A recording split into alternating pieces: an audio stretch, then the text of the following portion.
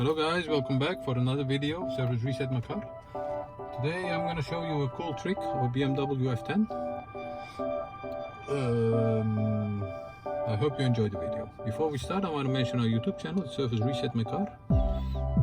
If you enjoy our videos, if you want to watch more videos, 100 plus more videos on our channel, you can subscribe to our channel and give us a thumbs up if you like our videos. Okay.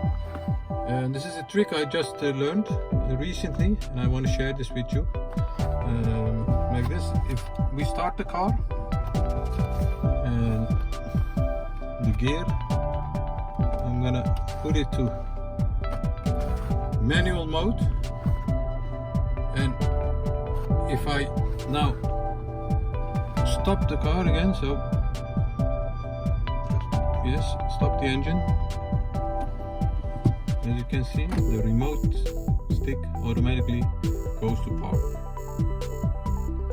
I found it very satisfying, so I wanted to share with you.